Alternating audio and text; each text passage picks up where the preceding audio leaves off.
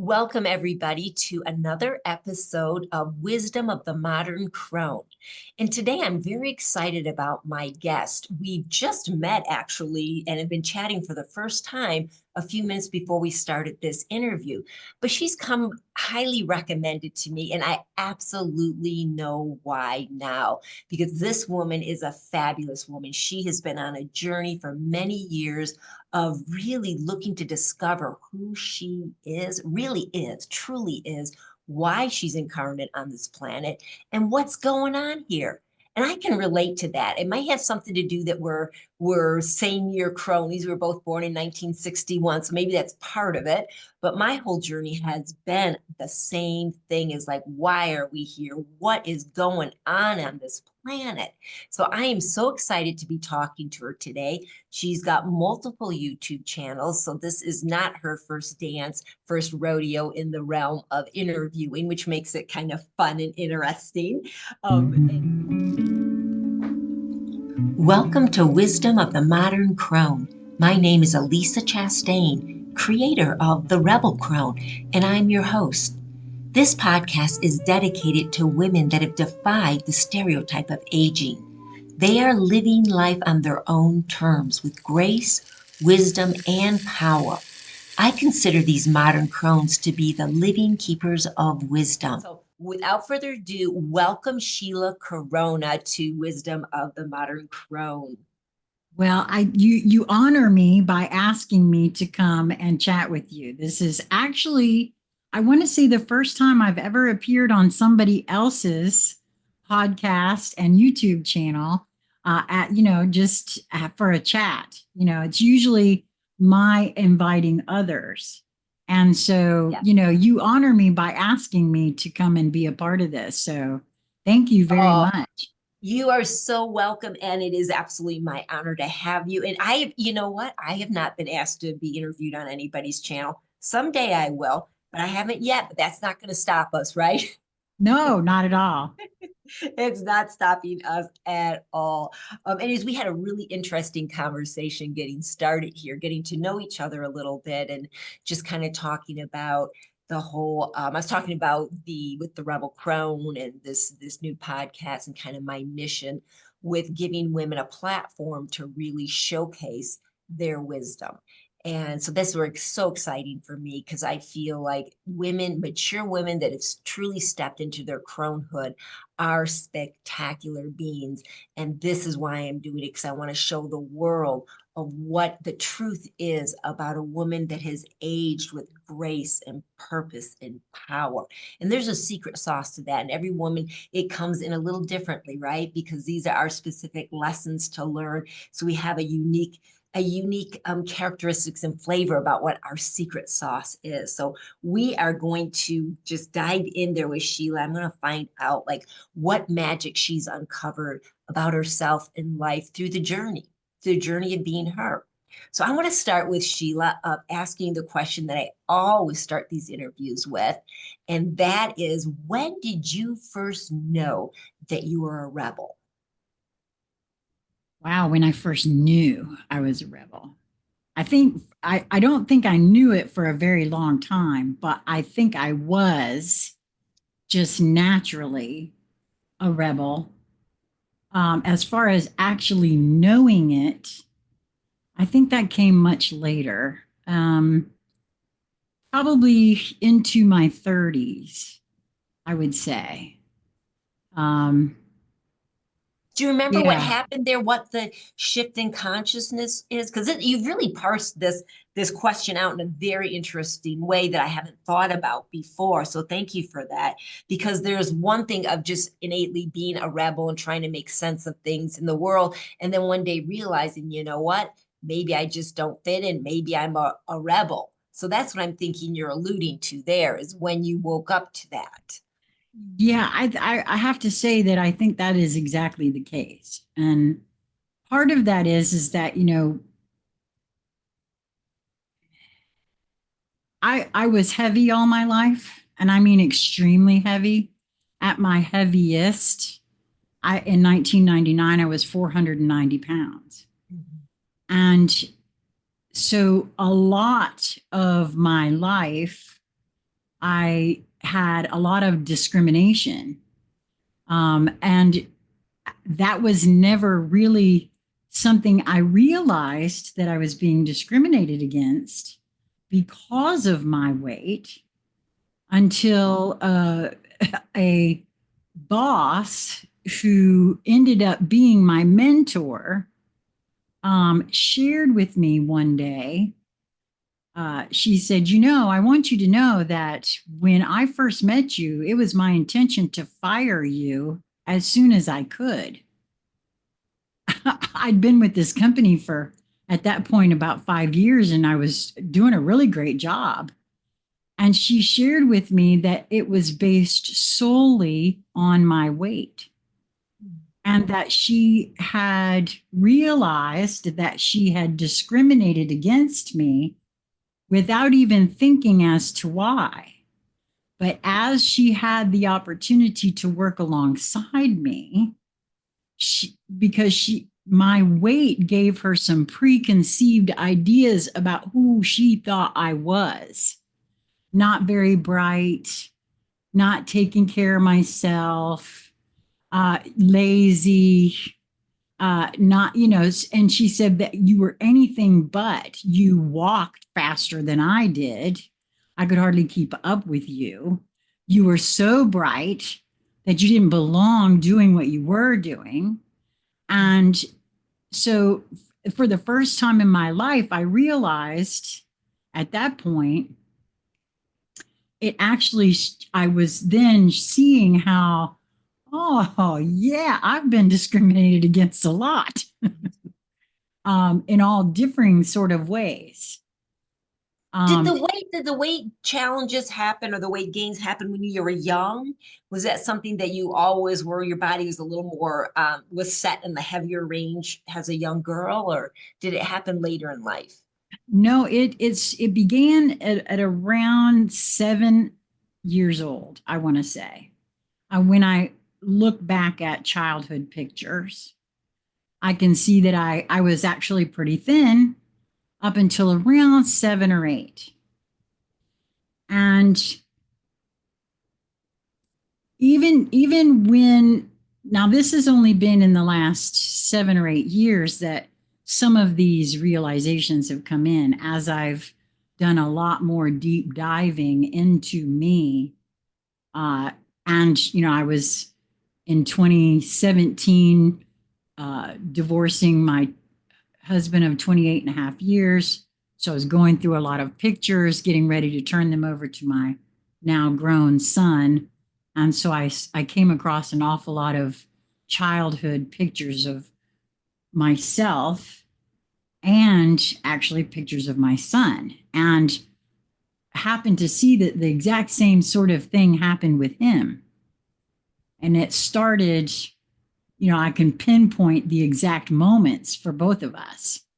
And they had to do with some emotional traumas that had been installed. And so, yeah, it was a very early onset for me. And of course, the weight fluctuated. Almost everybody who's had issues with weight will tell you that they could lose weight, but then it would just come right back, and those sorts of things. Until finally it just kept going up and up and up and up. And, by then, there was just a lot of abuse in my first 2 marriages. And that's why I say I don't think I realized that I was a rebel until fully in my 30s, after I had met and married the third husband, the one that I was married to for 28 and a half years. And even at that point, my weight continued to balloon, right? But I started beginning to see that I was a rebel then, because I was very unapologetic about who I was. I'm a big girl, get over yourself, kind of attitude. Right. I belong on the planet the same as you, so stop treating me differently. Kind of you know, that it was that kind of thing at first, right? I didn't see the trauma that was involved in all of that till Right. much later. But yeah, I would have to answer your question. It would have had to have been the 30s, and even then, it was more of an incremental realization that really has come into its own in the past 7, 8 years here, since I really have done the deepest of dives after the end of that 28.5 year marriage. I started seeing myself in ways that I'd never allowed myself to see before. Yeah. Which can come as a shock, can it? It's like Oh, when our eyes open to different things, it can be, and it's happened, I know in my life, throughout my life in different pivotal moments. All of a sudden it's like, the scales are taken away, the things our vision clears up and we see a certain thing. Because really weight is it's just a catalyst, right? It's like exactly. wearing trauma, but the people with that trauma challenge, it's worn outside, where there's people you think, oh, they're so successful and they're gorgeous and they're fit and all that, but they are like chock full of traumas. It's not expressed out that way. So it's just kind Right, of an interesting catalyst is to have chosen that one for yourself, because I always believe that we come in choosing what our life is going to look like and what our challenges are, because there's an interesting configuration with weight stuff. um right. I have to you know agree with you on that. yeah, because there's just so many prejudices that you have to face. But what was interesting to me about your story, Sheila, is that you really had that you weren't aware of how that was. I mean, there's a part of you that transcended that was like bigger than that, bigger than the prejudices, and you weren't really aware until that one boss spoke to you about it, which is kind of fascinating to me, because it just sort of like, oh, her spirit was just outshining that, and maybe masking that until the day that you were ready to dive in. Now, you told me that you had been very ill for quite a while, and that was another one of the pivotal change points in your life. Did this happen? Was this part of the catalyst to lose the weight? Did that happen along at that time, or at what point in your life did you Right. Well, struggle yeah, with? as you might imagine, at 490 pounds, I was still working. I was still in the workforce at 490. And at that point, there was, this new thing they were doing, bariatric surgery. And so I had a gastric bypass, the old fashioned kind where they cut and rearrange your inner anatomy. And I had about 2 or 3 good years with that where I'd lost half my body weight, and uh, was relatively, I'm going to say relatively, I thought healthy. However, there was no deep dives into what was actually at the core of why I got to the weight that I did. It was a medical intervention that caused the weight loss. There was no real psychological looking at me. And so after those about 2 years, there was a lot of time spent in the hospital, and then I actually started really deteriorating and spent practically 10 years very drugged. My spine, I was misdiagnosed as having degenerative disc disease. I lost 4 inches in height over a 9 year period, only to discover once I finally took my health back into my own hands that I was severely dehydrated. And while I do have spinal issues, not degenerating disc disease, certainly not osteoporosis, as I was told that I had, because I had broken a bone and had to have surgery from it. And, they claimed that I had osteoporosis. I now believe with all of me that is a solely uh, dehydration driven disease, osteoporosis, because if I really had it, when I fell out my back door down 2 steps onto the ground, that would have been a hip replacement at my age if I really had. Oh my God. That And is that so, didn't happen. that is so interesting. I'm so glad you mentioned that because I had a bone density scan. I don't do the regular medical profession stuff. So I went years and years without a physical, blah, blah, blah. Moving here in Santa Fe, I decided I'm going to go, you're part of our insurance. I might as well get my physical. So they want me to do a bone density scan. It came back like this severe osteoporosis because I had broken my arm skiing like the year, earlier that year. But it was a hard ass fall, and I've had other falls and nothing's happened. And they're like, they want to put me in all these drugs and do all this intervention. I'm like, no, no, this doesn't feel right. I feel like there's something not right about it. But I do struggle with my hydration levels. And so thank you. Thank you. That is like a nice little tip right there. Because there's something Well, that is, fundamentally. I'll have to tell you, that is exactly what saved my life, was coming to the knowing that I was dehydrated. And I found it because I finally threw myself down on my knees, for the lack of a better term, and said, because I felt like I was becoming a burden to my family. I was in a wheelchair. The next step was a motorized wheelchair. I wasn't able to cook or clean or actually be left alone. It was dangerous for me to be left alone at this point because they had me on so many drugs, and I was being injected in my back every 4 to 6 weeks uh, for pain blocks and things like this. I was so hopelessly addicted to pain medications at that point. I was on 14 different medications. 5 of those were for pain only at this point. And I found alkaline water. And within a week, I started feeling better. Now, as my mind started getting clearer, I had to know why I felt so much better when all I did was drink enough water. And it's been practically a miracle because, like I said, I threw myself down and I said, okay, look, if you're really up there, show me the way to go or take me now because I can't take this anymore.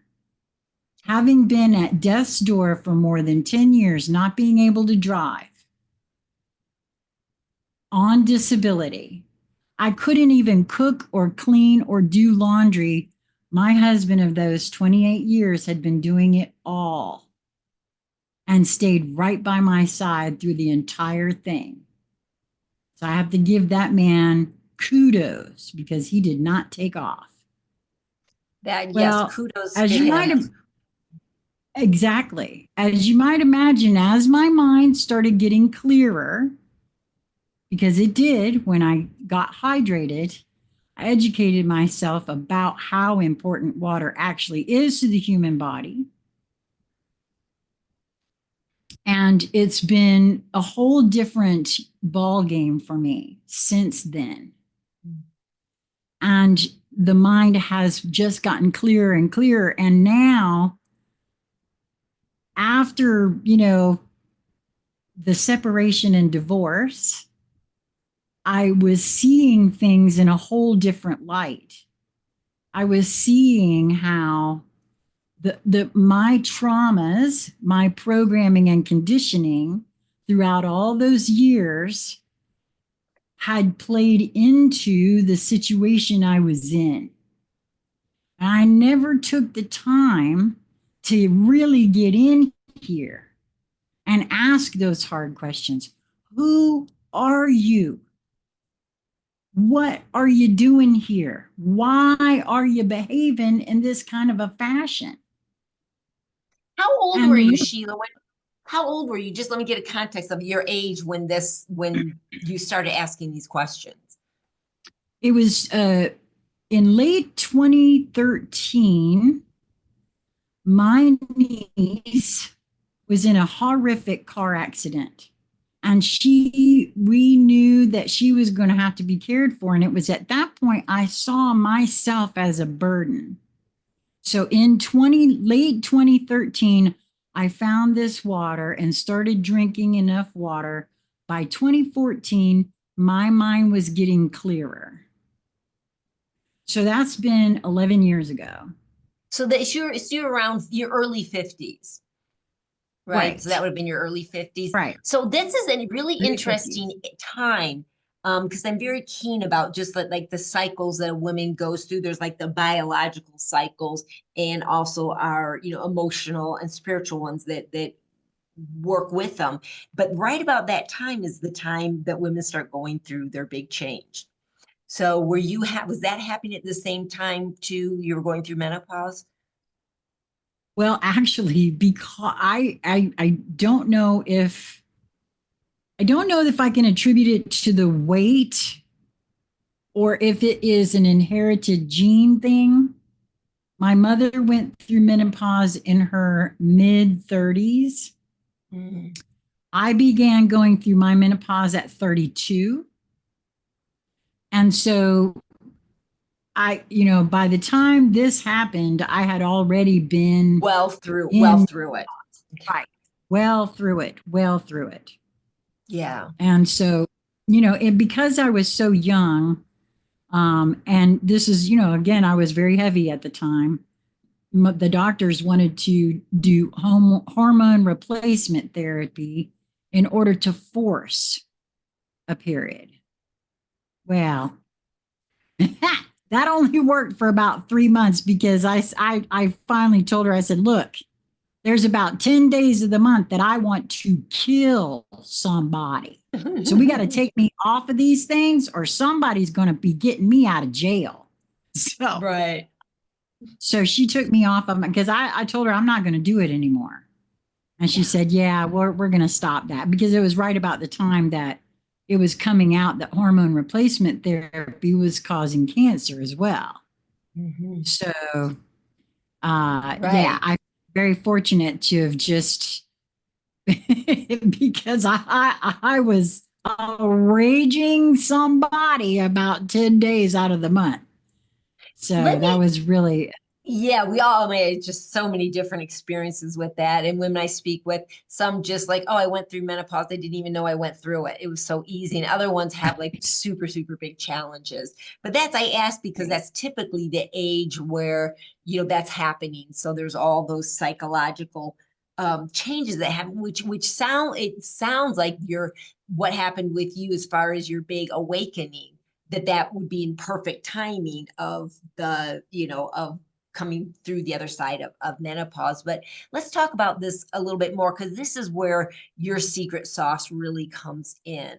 You've shared a little bit of the things that you've overcome and how you were wearing your dis-ease out in your physical body. And then it really became, it led into other health problems. And I have to say that your story, this is like legit health stuff. Some of us, well, I just had like some chronic fatigue my whole life or a little this or that. Yours is legit health things. I mean, those are big, big challenges. So I'm like super curious, Sheila, is this transformation because you are a woman that's very on point nowadays as far as, with your consciousness and what you're able to see, your own unique vision with it, but just very much on point. And I would say awake and aware and way more than the average bear.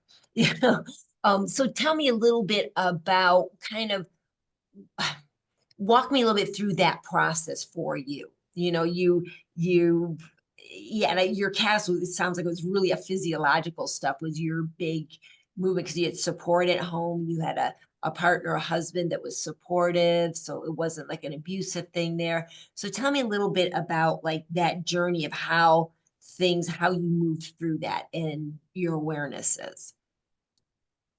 sure. As my mind got clearer because of coming into hydration now, I started seeing how my relationship with my husband was not a great relationship for either of us.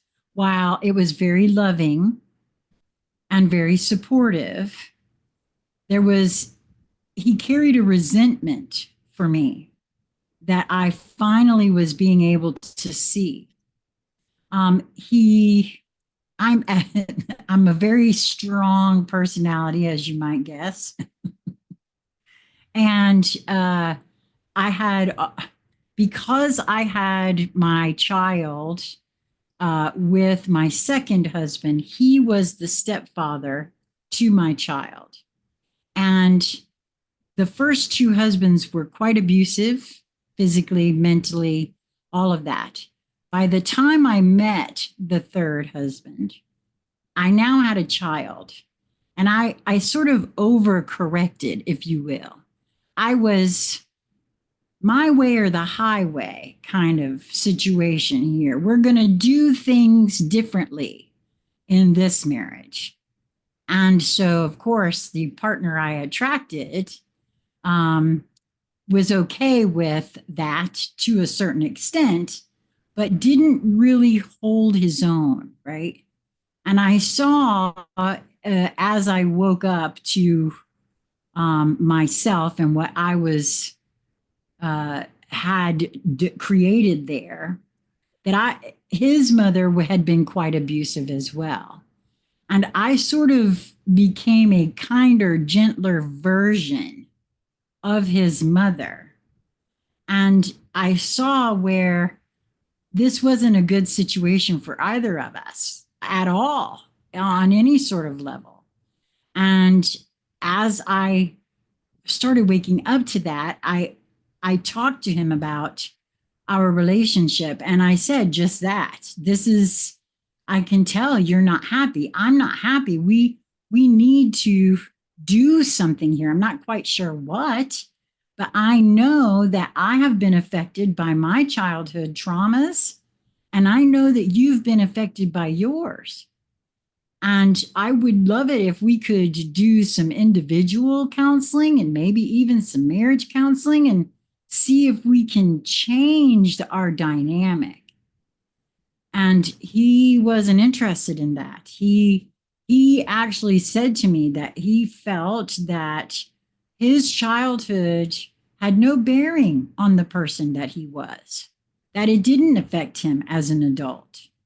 And I knew that wasn't true. I could see what had happened, and between us, even that I was just a kinder, gentler version of his mother. I didn't hit him, but he absolutely gave me whatever. I was treated like a queen for the first time in my life. And I, at this point, demanded it, right? And so I just knew that because neither one of us were happy in our situation, but he was in denial about this. And we had no intimacy. You and I, first meeting right here, the conversation that we're having, we have been more intimate than he and I had been at that point.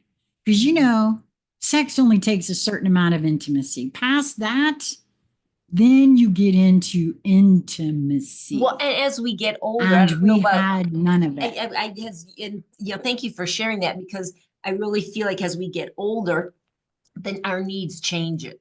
It's not biologically driven. We don't have that same physiological drive we had.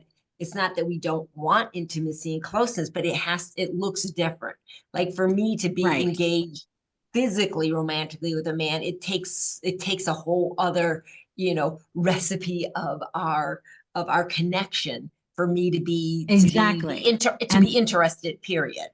Exactly. And that had been missing from our relationship for quite some time. That is partly why I woke up to what was going on in our relationship. Mm-hmm. And since that wasn't what he desired, the decision was made at that point to separate. And while it was, devastating on one level for me, I also celebrated, because, I know that he deserves happiness the same as I do. And he cherished me and still does, to my knowledge. I mean, we don't actually talk, but that's because his new wife, I feel, is a little bit intimidated by our relationship. And so I thought we would remain friends, but we haven't. And that's okay. I don't hold that against anyone, but I'm just saying that I'm really very happy that it turned out the way that it did.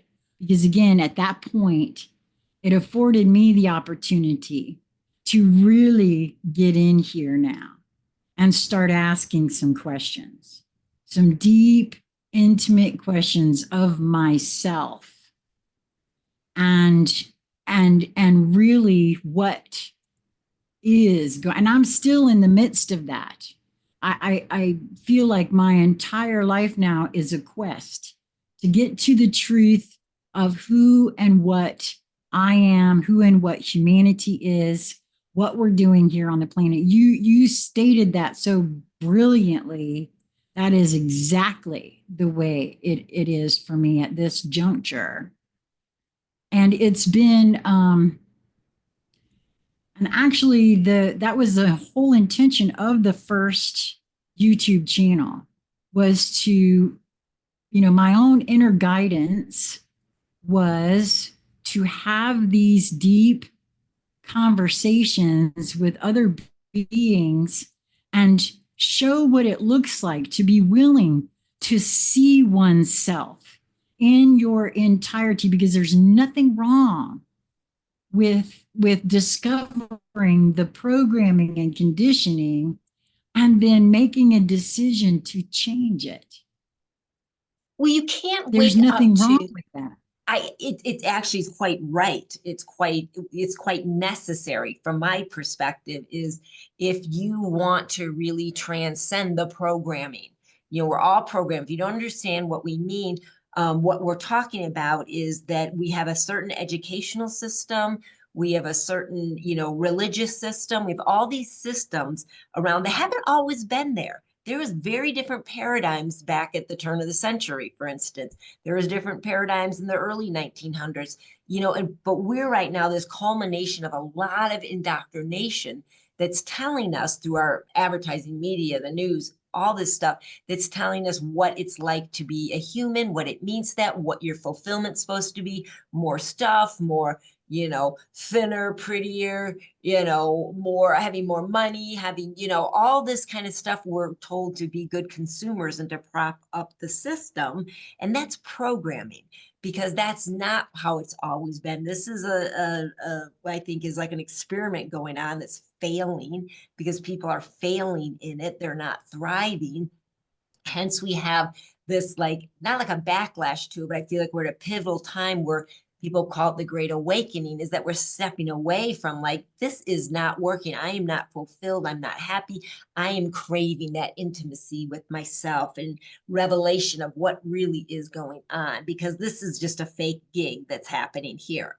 So that's what we're talking about. I hope I've done that justice as far as you're concerned too, Sheila, and please add to it. But that's Yeah. like the program Yes. busting, is we Right. have to really wake up to, like, oh my God, what would really make me happy? What would really fulfill me?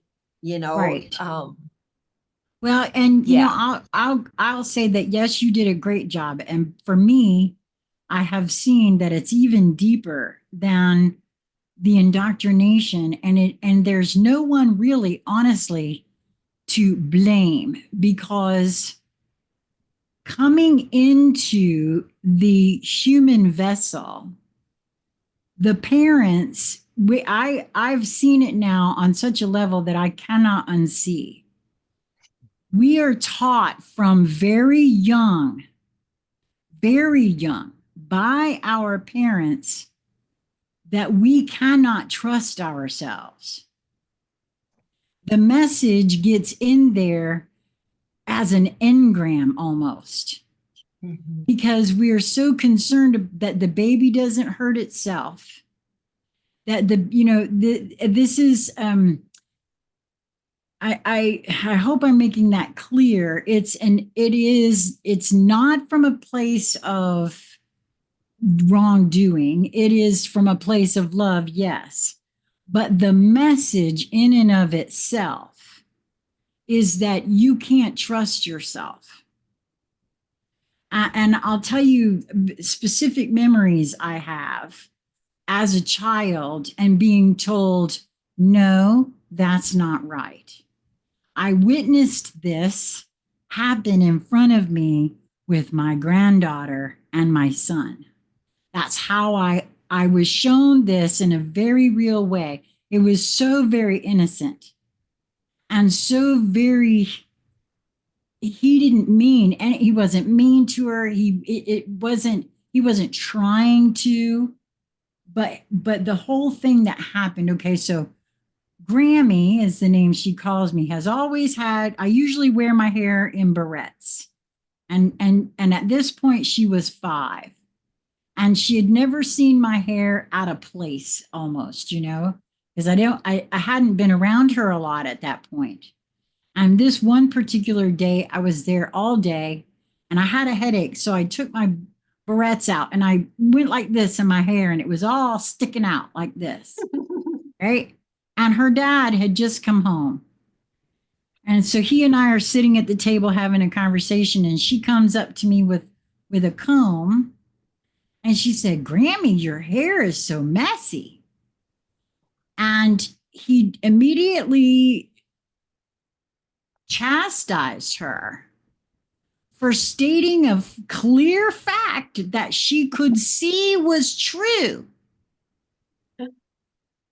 And he chastised her about telling Grammy her hair was, and I mean, we do it thinking that we're sparing somebody else's and we're teaching the child how not to be rude. You're supposed whatever. to be polite. You're supposed to be nice. Don't, heck with the truth, gloss Exactly. that over. Yeah. Exactly. And I saw it for the first time. I saw what it did to her in her eyes. There was a registration of confusion. Like, how did I mess up? I stated there. Yeah. I stated something I saw. And now I'm being, this is how, in my view, it's an innocent thing that happens. We don't realize, I didn't realize, I saw right then how, as parents, we accidentally teach our children not to trust their own input, their own data input, and what it can do on some sort of level, right? And so, I know for a fact that happens, right? And so it's deeper than just the indoctrination, which is piled up on top of that, of course, to the point where we tend to now not trust our own innate inner. At least that's what I know for myself. I saw it so very clearly. And so this entire thing now for me has been about honing my focus and attention to the point where I will listen and hear my own innate inner, because I was taught from a very early age to shut that out. No, you couldn't possibly know that. No, you didn't see that. No, that's not happening. Those sorts of things. And almost everybody can relate to that. Well, you know what it's like? It's one of our most important senses for me is our intuition, because that's our connecting to our higher self is spoken to us through our intuition. And when you cut that off, you cut yourself off from source, the source of you. And that is right. Like, that is what more destruction can you have on a human being? That is just amazing. And one of the gifts I feel like as coming into my cronehood, my spiritual maturity, is that re-engaging and trusting of my intuition.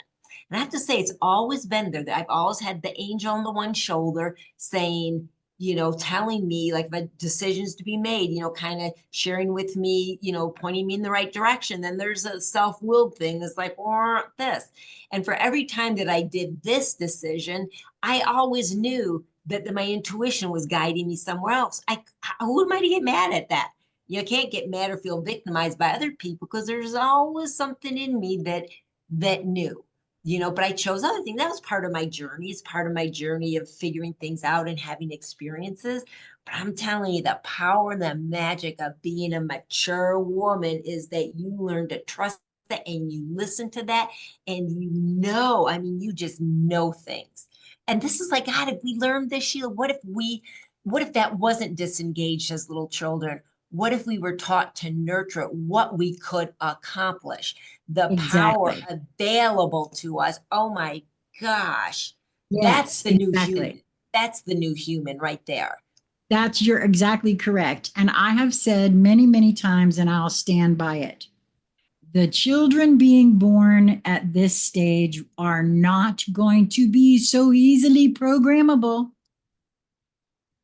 I No, see no, it. no, no. I see it with my own granddaughter. Now, to me, that speaks to exactly where we are. Not that they can't be, because, oh, yes, they absolutely could be if that is the way they've chosen to experience things. But I feel as though it's not going to be easy to actually install it like it was because with each successive generation, I feel that it has been less easy to separate and install that sort of disconnection. I mean, I it's doable, but I just still don't think it's going to be as easy, especially well, these days.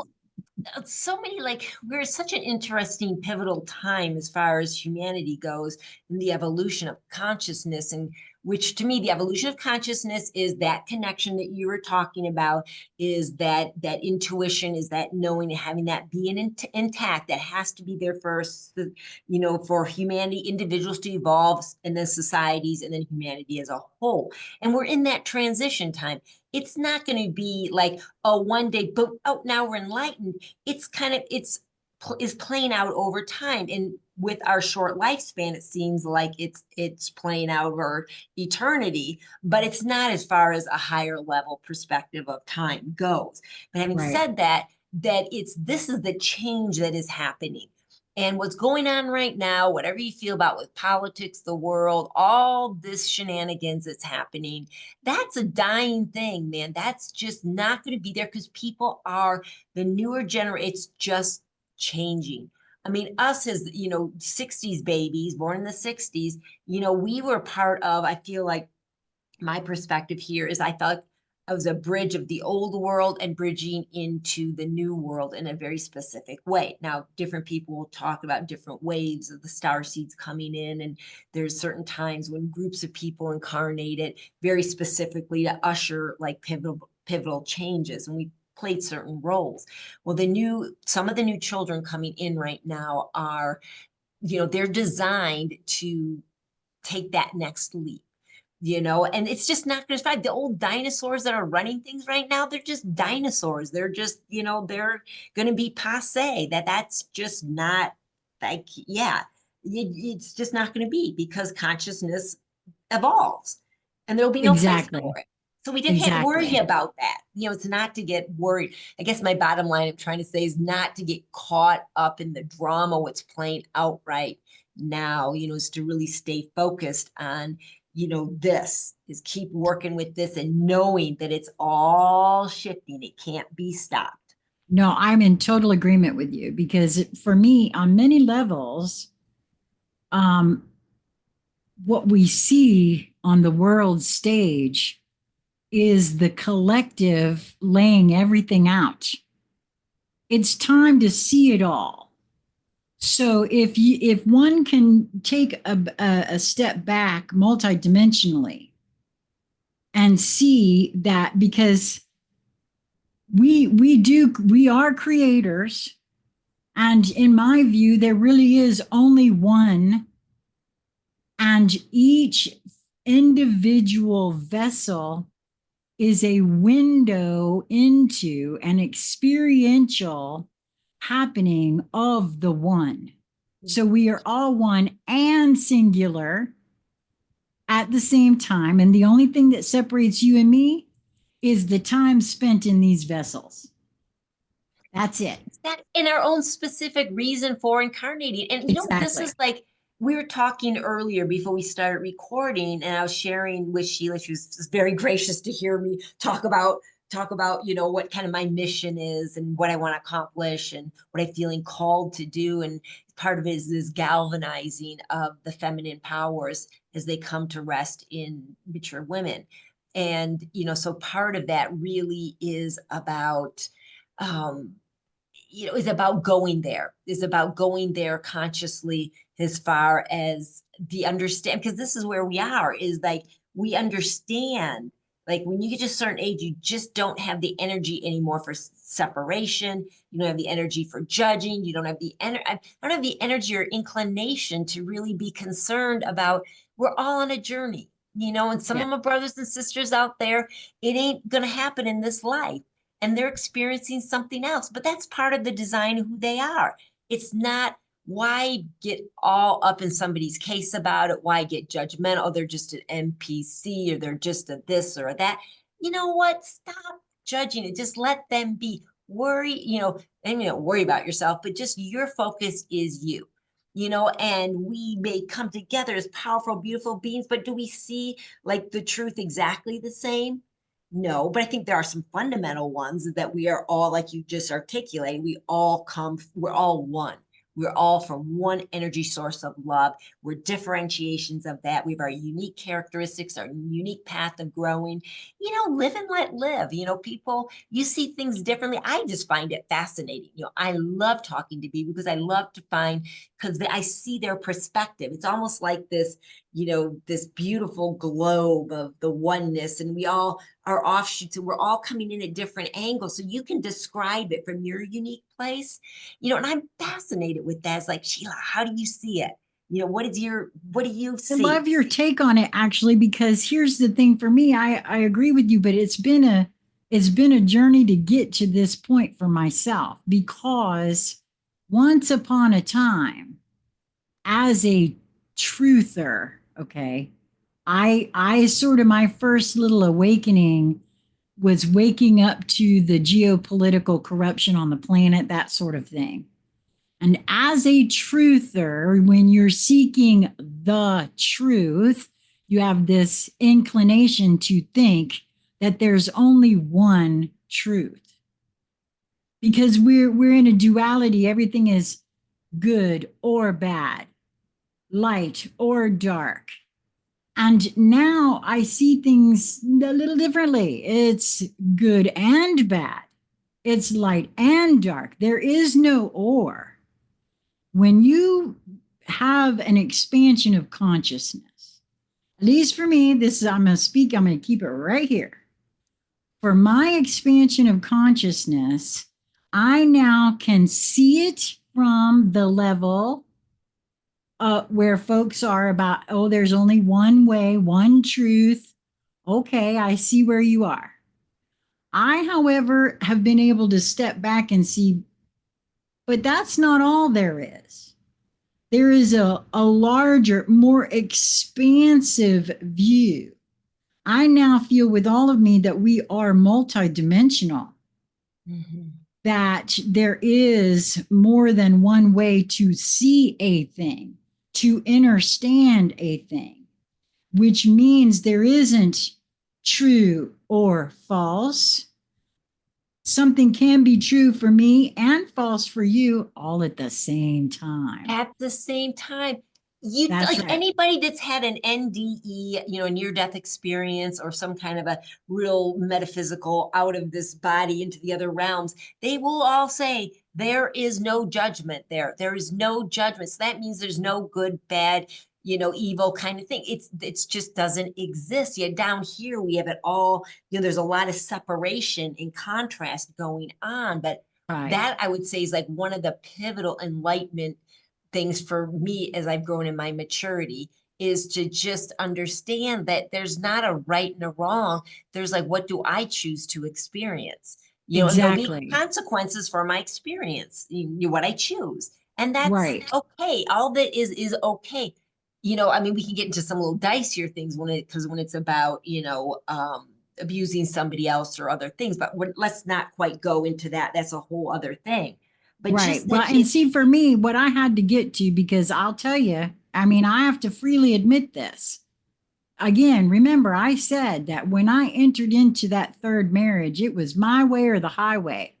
I thought I was right about whatever it is in the moment that we're talking about. Whatever my thoughts are on the subject is right. It's the right way. And if it's right for me, it's right for you. And I had to have a big awakening about all of that. And that was part of um, that progression from me from the 2014 forward, where I had, and quite frankly, at the time Conscious Conversation Central was taken down off of YouTube by YouTube because of the censorship and all. I had over 1,500 videos, and in some of those a lot of those videos is me.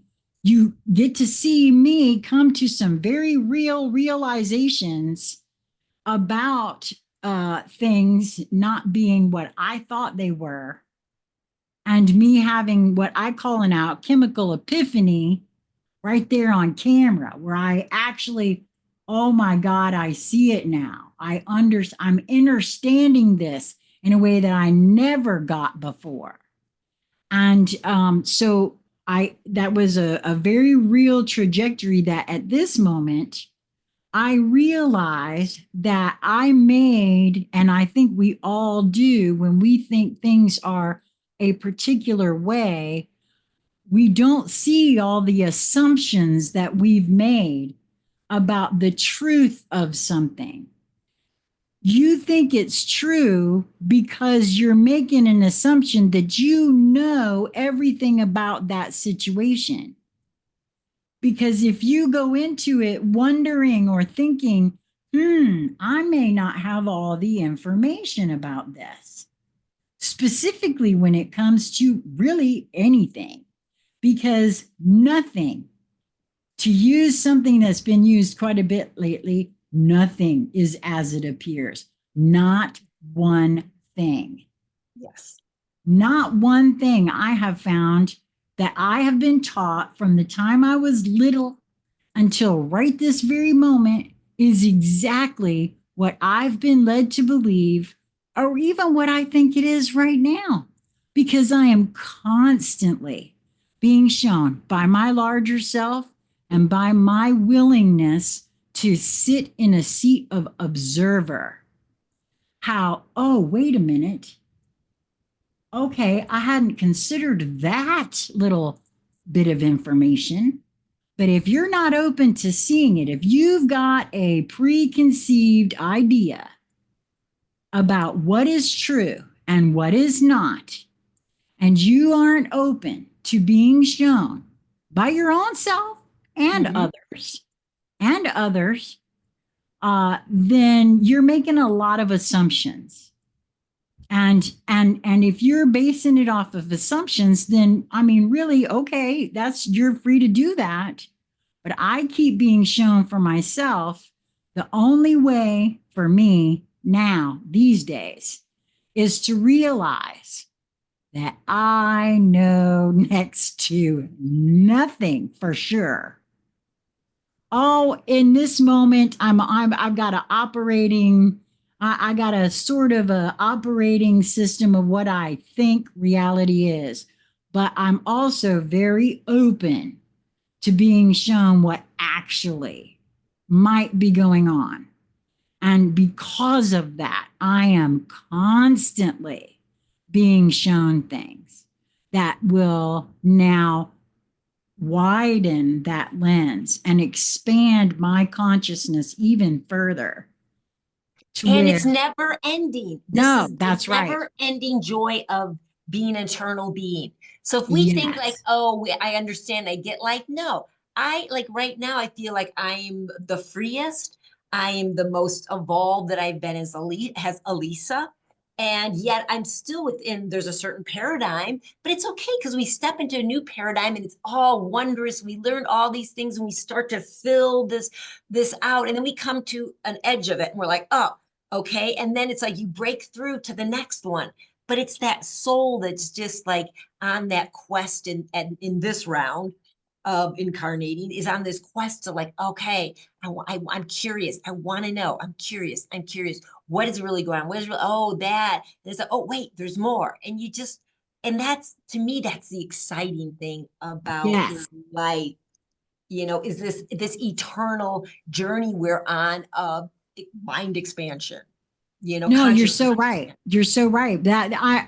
And since I have developed that idea for myself about remaining open to being shown things about myself, what anything I might even think of right now as a truth for me is held very loosely in an open hand.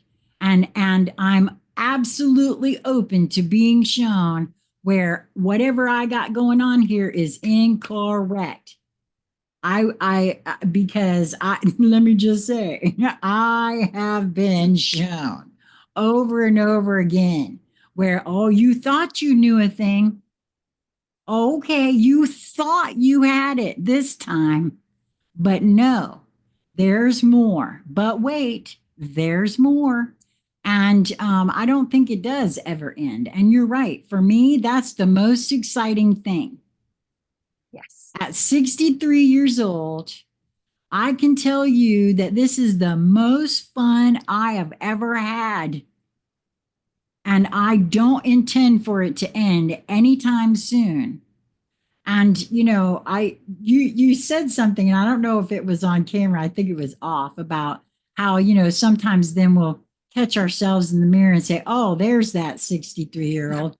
But I got to be honest with you. For me, it's very clear that I have been age regressing. Now, it could be because of all that illness I had, yes, but it's also I feel because I'm open to being shown things and I don't have I'm letting go of all that programming that it has to be this way.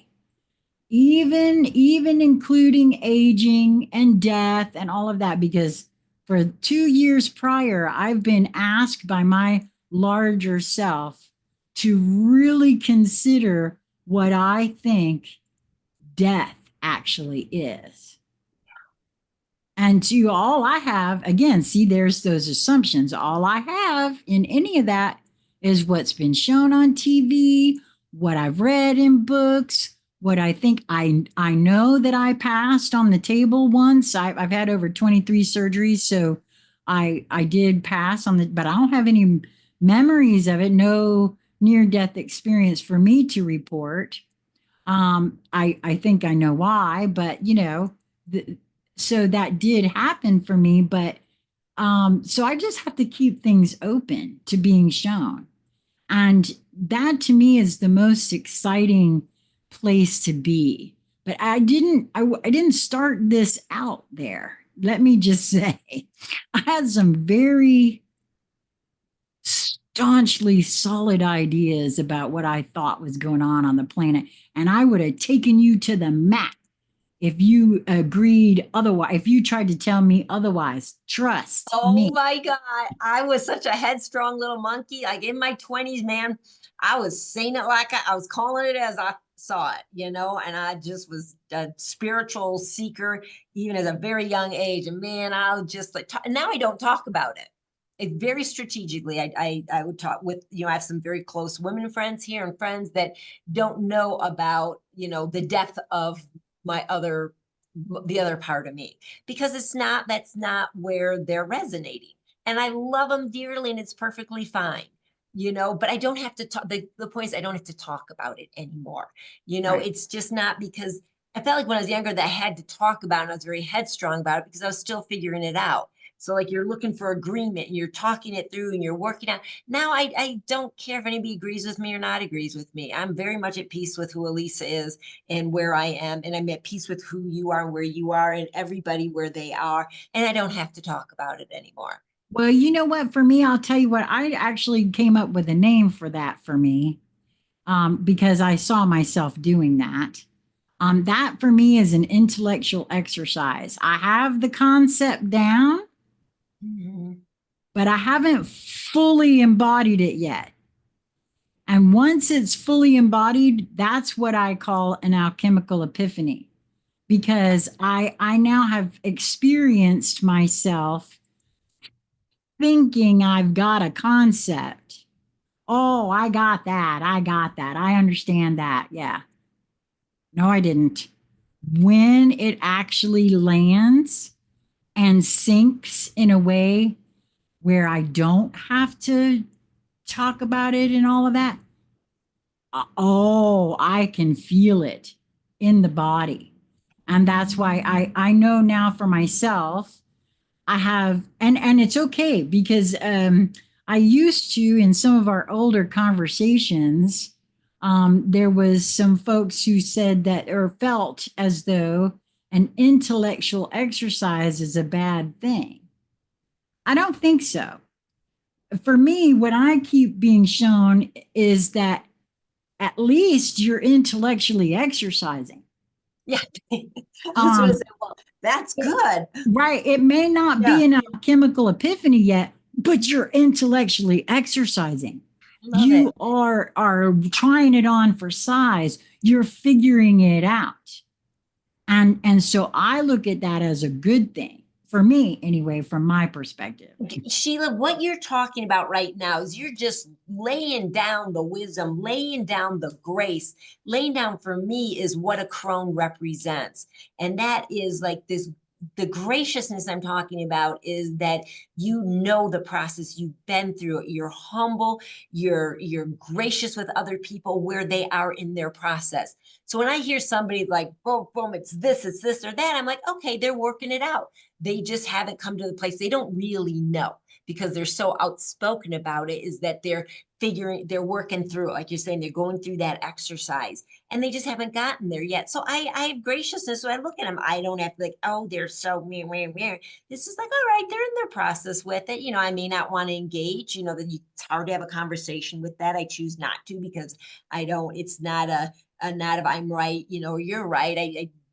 I'm so not interested in that, but that to me is just this like, that is such a wisdom stance, is understanding that, that's cool. That's where they are with it because I've been with it and I understand the process because I've been self-reflecting about it and I've done my work. And I just wanted to like highlight this, Sheila. Thank you for letting me kind of go on this because this is what this channel is about. This is what I want to show is like what really is a wisdom stance with women, because often women get older and they just get pissed off because this whole paradigm they've been fed growing up, being the good girl, don't say their hair's messy, say, oh, you look so good, oh, I'm so happy to see you, and you're not all this stuff. This is one big lie because we just have to make people happy and we have to be pleasing and we have to be good girls. So at some point, a lot of women just get pissed off about that. They're not going to do that anymore. That's part of the process, but keep going through it. And it's, they're just stuck in one process with it. So a lot of times people say their older women are just like, and they're just kind of like slither, slip off into the sunset, or they're just like strident and just harsh and angry and all that. There's another way of being. And this is what you represent to me. This is why I'm doing this channel, because I want people to see what it's really like. When in particular a woman, my journey is not a male journey this time, it's a female journey. What a woman looks like when she's done her work. Oh my God. So anyway, I just kudos to you, Sheila. I just want to I'm just acknowledging you, sister. Well, thank you for that. It's a little hard one, but thank you for that so much because I what you're speaking there to for me, I have a lot of masculine. I have a Mhm. lot of masculine in my field, and the challenge actually has been for me to incorporate that, integrate that, and bring the feminine forward, right? In a way that will serve the all. And so that has been a bit of a challenge for me in many ways. But opening to seeing that, that whole stance that I had about my way or the highway, and I'm right and you're wrong. And if you don't agree with me, well, you just don't know a thing. Because trust me, I was right there. That was me to a T. Talk about toxic masculinity, boy, I had it on board. And so seeing that and softening it, but I do very much celebrate the intellectual exercise because I do still sometimes intellectually exercise with concepts that I'm integrating. But I now recognize that it is if I'm being because I'll be shown, oh, this must still be an intellectual exercise for me because I feel some kind of way about it. I'm having a challenge here. So, coming to that knowledge for myself, calling it to the forefront and seeing it for what it is, and being okay with that for myself too, is absolutely key as well. Because, again, like to your point about we are eternal beings, this is a journey. There is no actual destination. Sorry to break any bubbles out there, but Yeah. that's the truth Oops. of that. Oops. Now you pop the big bubble there, Right? Sheila. Yeah. Exactly. No, I know that's true because I popped it for myself, to be honest with you. And so knowing that, there were a lot of assumptions made and all, I'm okay with that. I'm at a place with myself and others where I celebrate that intellectual exercise. But But I've don't and you? I said this on on Conscious Conversation Central all those years ago when I first started that channel in 2017.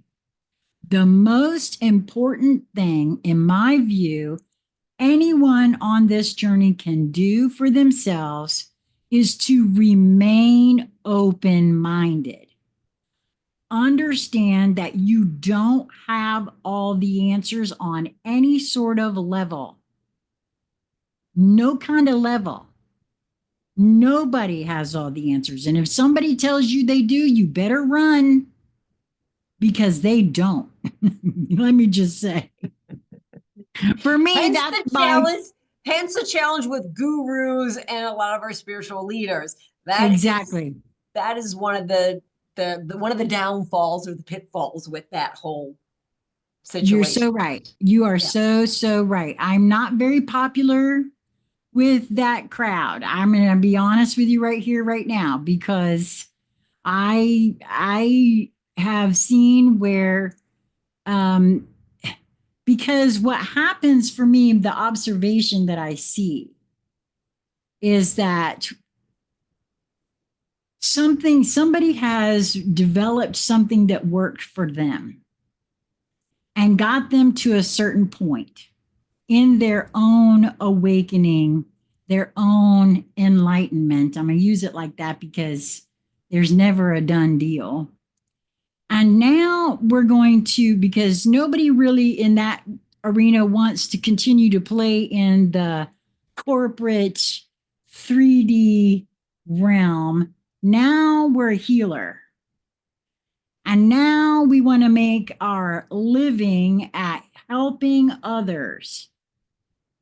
And so now this system must be protected at all costs because that's what brings in the dollarinis. That's what happens with most of the gurus I see. And from my perspective.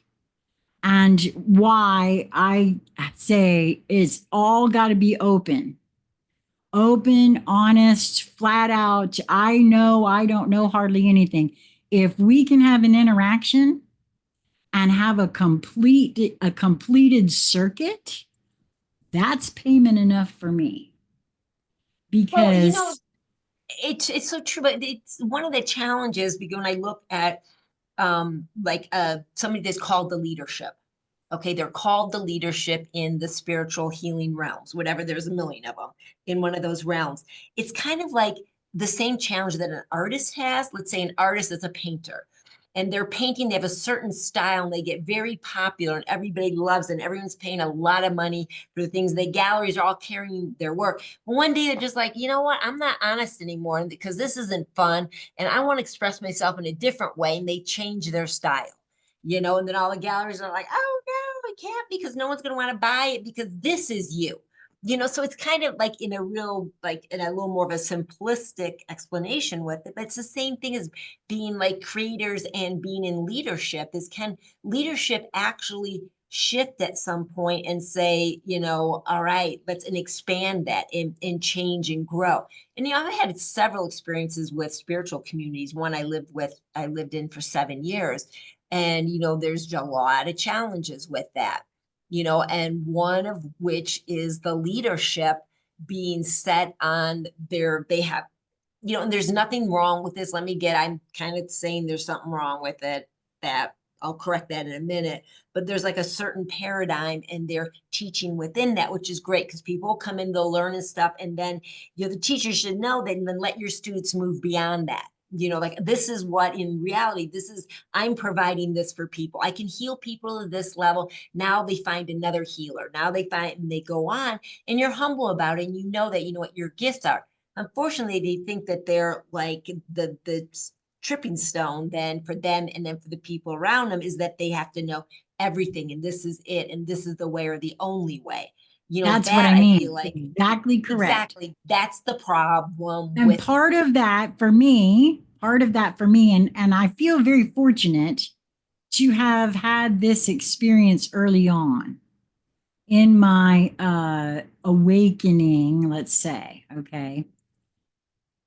In 2017, something took place where I was involved in witnessing what happened with the One People's Public Trust. And there was a huge thing. Maurice is very well aware of all this. And I actually witnessed the trial and all of that. I didn't understand what was happening at the time, but I could feel that something was happening. And I still stand by the fact that something important took place. Now, it's been sort of swept under the rug So what in what are many you talking ways. about? What trial? I missed that. I didn't connect it up. Well, there was a situation where folks found out how to access their Social Security accounts, the Okay, that's what I thought you were. TDDA. Yeah. Yeah. Right. Well, that was a means to an end for me. And I'll tell you why. I could not understand or understand really what Heather was speaking on. And now I get it. And eventually, I feel as though everyone else on the planet will too. But until everybody's ready to put it down, that game is still going to be played. And that's the game of money. And until everybody sees that that is a parasitic game that harvests people's energy, and that is all it is, because what is money? What you have to do to earn money is expend your energy. And somewhere along the way, somebody, don't ask me who, decided that your energy is worth more than my energy. And therefore, right? And the game has been on since then. And Yeah, so, that right? And so eventually what I see, I now understand what she was referring to. And again, eventually folks will catch up to it, I feel, and really understand that that is a game that's being played in order to harvest people's energetics. Your essence is being sucked right out of your body in a very real way. And I'm not going to be mad at it. Everybody can play that game all they want to. I don't engage in that anymore. So, yeah, I'm a healer too. I went out and spent my little money and got my little certifications and how to do this and that and the other thing. But what I now know for myself is that if someone wants to engage with me, I don't charge for anything I do. I want this to be a situation where we learn from each other. And I truly know now with all of me that I will be cared for no matter what. I don't have to engage in that particular way. And so I refuse to, and I won't. I'd rather not engage in any of that healing business than have to do any of that. And because again, I've seen it too many times. Now we got to protect whatever it is we're doing because that's how the money comes in to pay for this. Or, well, what am I supposed to do? I saw this during the pandemic too. I don't have a choice. I have to do this in order to keep my job because of this, right? So, through all of those things for me, at its core, is that game of money.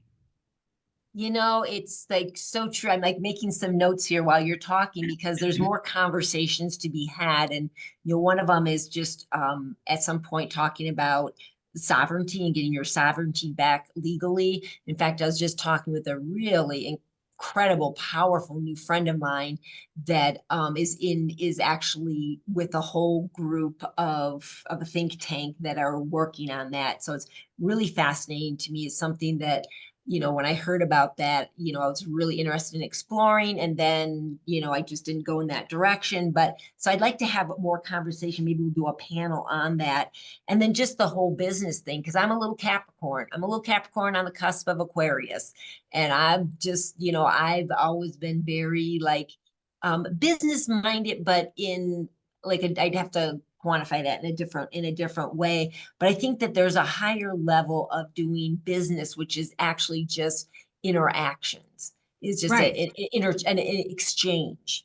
right. There's a higher level of doing that, which, I'd love to put together a panel of various women. We can talk about that because it's important. I mean, we have to in the world the way it is. We've got to, at some level or another, we do need that green paper. It's not even green paper anymore, but we need those digital numbers to be able to, have pay our mortgage, go get our food, go have fun, whatever it is, feed our babies, our four-leggeds and two-leggeds. And so there's Right. a certain way we have to like work within the system because the system's still in control, but how can we start to elevate and change that system? So I would love for you to be a part of that Oh, conversation. well, thank you. I And would love to, I would love yeah, to and it just explore participate. like kind of mastermind like what that can look like. So we don't Right. really know what that can look like, you know. Right. No, you're so right. And I would like to say from my own personal standpoint, my own, uh, I very clearly see, because I've heard a lot of folks talk about fixing the system. This system is operating exactly in the manner in which it was designed to Mhm. operate. And there is no fixing this system, which is why I say I'm participating because, like you said, right now, it is what everybody else is wanting to do and what everybody else continues to do. And so I also have no choice in the matter.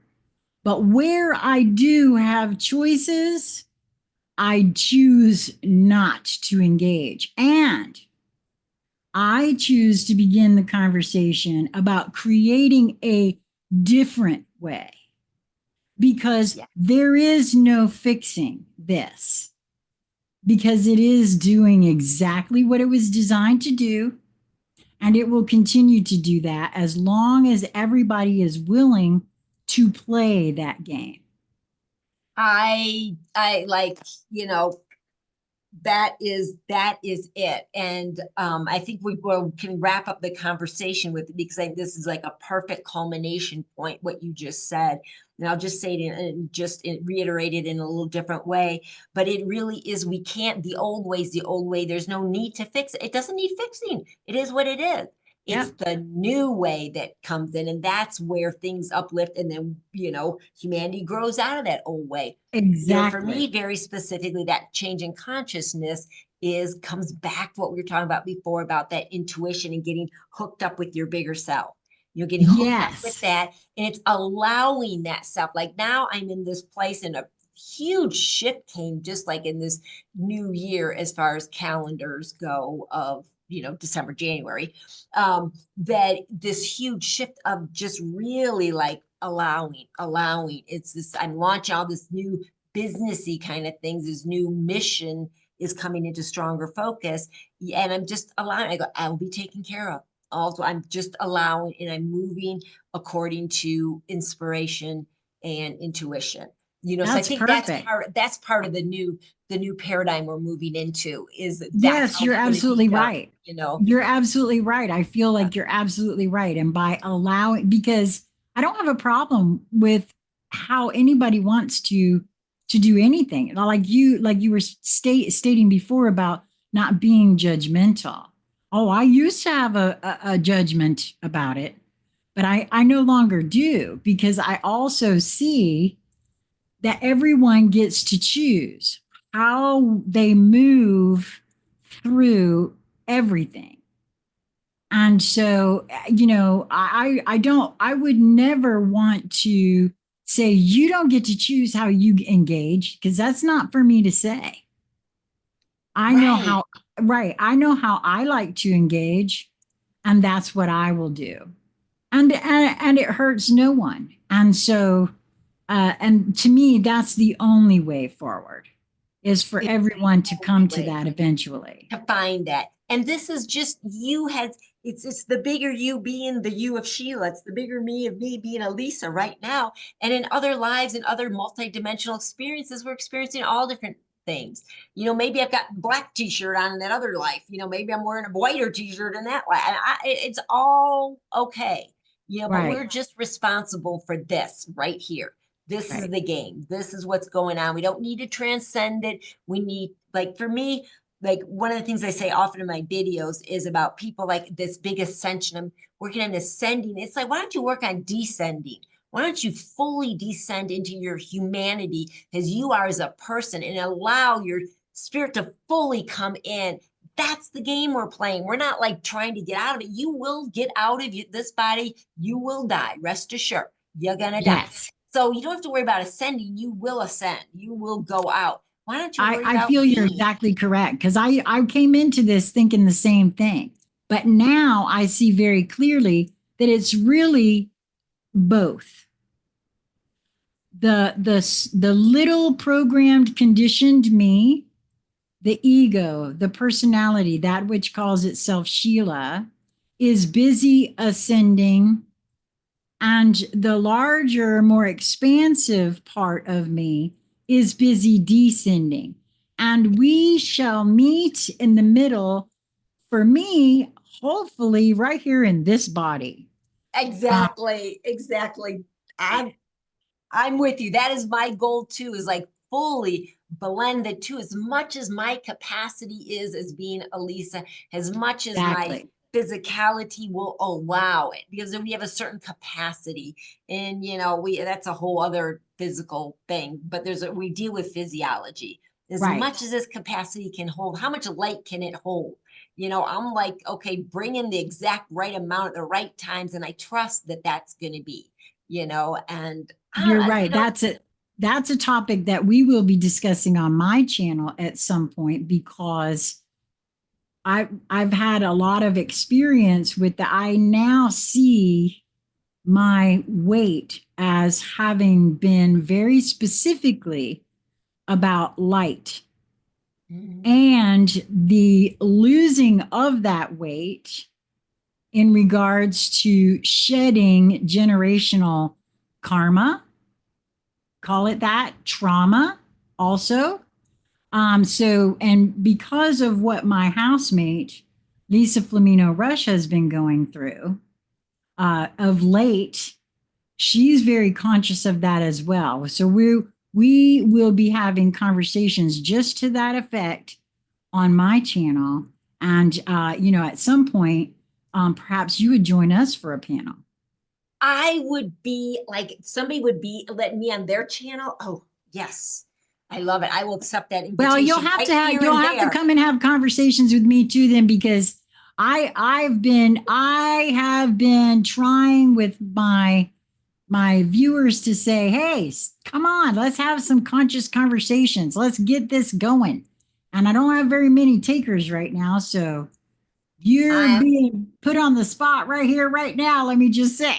I accept, man. More conscious All conversations. I right. love it. And not being the interviewer, I love it. Well, I'm doing it. You Oh, just I tell me love when. that. You just tell me Okay. when. You got it. But I just want to, like, in just wrapping this up, I love how you just kind of came back to that first part where you were talking about that initial challenge. It was kind of like the kindergarten challenge of the weight situation. And then as you graduated through, you're going through the different levels of classes that you're taking, spiritual awakening classes, and how you got to a point where that shifted and you understood it and you could leave that lesson behind. You graduated to other classes. Is there something in a nutshell that you can leave our viewers? Because they're, especially women, there's a lot of women out there, especially as they get older, get really challenged with the weight thing. Is there some little wisdom that you can share with them about, the acceptance and the moving through that you experienced? Well, for me, what I now know with all of me is that the especially for me, my weight all still fluctuates some right now. And I feel as though, again, there's this, and this is why we're going to be doing more conversations about it. I have been shown where, at least for me, this weight is encapsulating toxins that were involved in bed traumas from childhood. Even if as a child you were thin, as a young adult you were thin, and now you're putting on weight or whatever. It's accumulating. Yeah. Right. There's something to be said about, for me anyway, seeing and opening oneself up to considering it in a different way than just, oh, I'm putting on weight. Because there can be, in my view, a myriad of reasons, not just that there's trauma involved, but also for me, again, what if? Because we make a lot of hard and fast ideas about things. What if what is actually happening, especially with older women who may have been very thin in their lives, that are now beginning to get a little older and a little plumper? What if what's happening is that you are intaking an influx of light? Because just what you said, I'm going to use your words that you spoke on earlier. the physiology of the human body can only hold so much light at a time. Well, what if that is one way that the body is taking it on and shielding itself to keep that so that it can ground in. It's at least in a see, Wow. I know the larger part of me is a higher frequency. It's Yeah. much more expansive. So what if what happened with me was that I was pulling in so much light that I got to be 490 pounds and I had all that trauma encapsulated in my, because I used to look at that as a shield. Yeah. In many ways, right?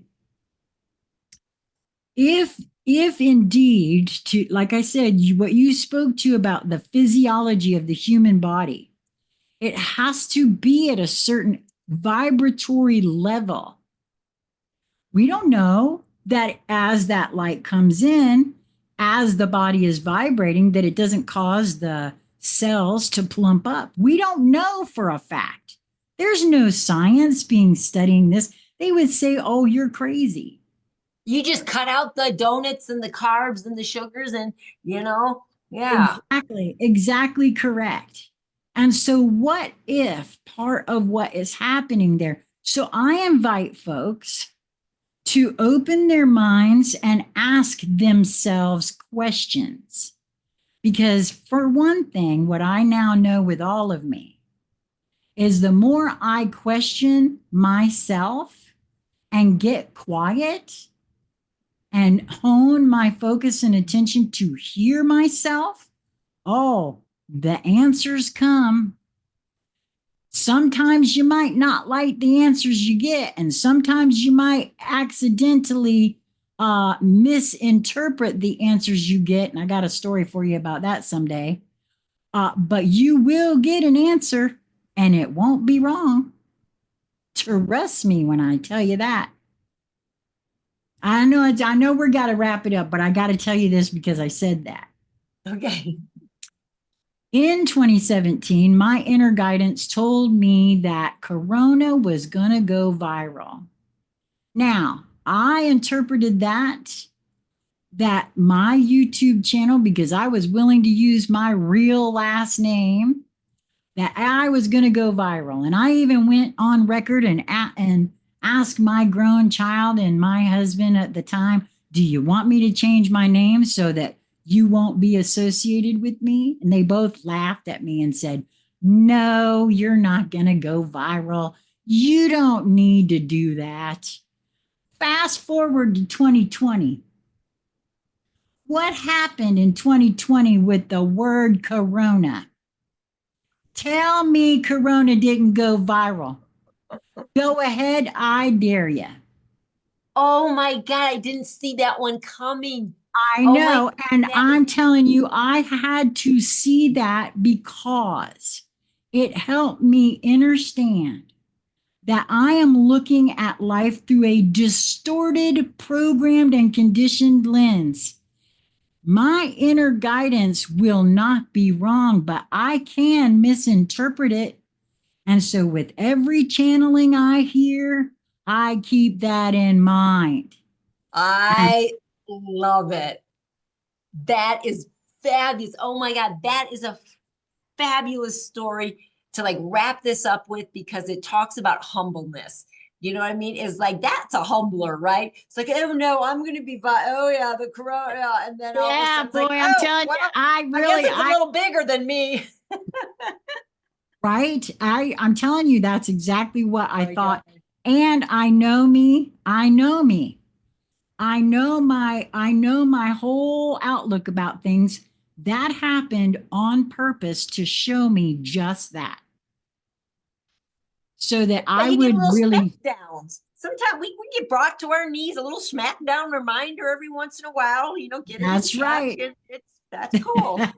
That's right. But Yeah. it really gave me a lot of hope too, to know that I could trust what I get but it's my own interpretation that I got to make sure is not a distorted perspective or view of it, which is another reason I always say to folks, if you don't like what you're seeing, if you're not moving towards joy in each moment, it's a matter of perspective. And if you'll allow yourself to step out and take a different trajectory, maybe a little bit of a different perspective, be open and listen, you might find the right one. Oh, I thank you so much, Sheila. I appreciate you just beyond words.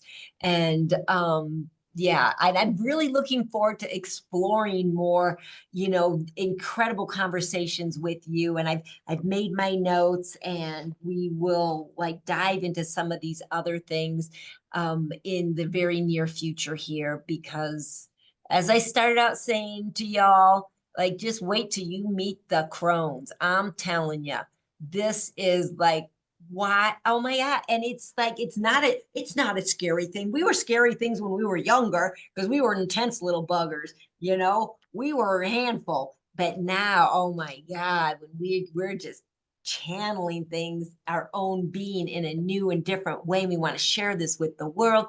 We want to help younger women to be inspired to go, I don't have to have anything fear about being older. In fact, I can look forward to that. And if I can gather in and learn some lessons from these women, man, maybe I can lead up down that path. Women our own age, I hope that this is another affirmation and reminder of appreciating the wisdom that you've garnered in your life, and reminders about fine tuning various areas, so that we become this beautiful, soft, powerful crones. And men out there, because I do have men listening to my channel, this is like, I hope this is inspiring to you as well, that we are your sisters, and this is nothing about, we love you and we love the masculine, and we're taking our place, as much as we can into the power of the feminine. And we appreciate you doing that as well on your journey. So thank you there. Sheila, I'm going to wrap it up as I always do. And that's with just this little blessing that says, peace from within, because that's where it all starts. Thank you for being an incredible guest. Love you, Oh, girl. thank you for having me. Okay, till next time.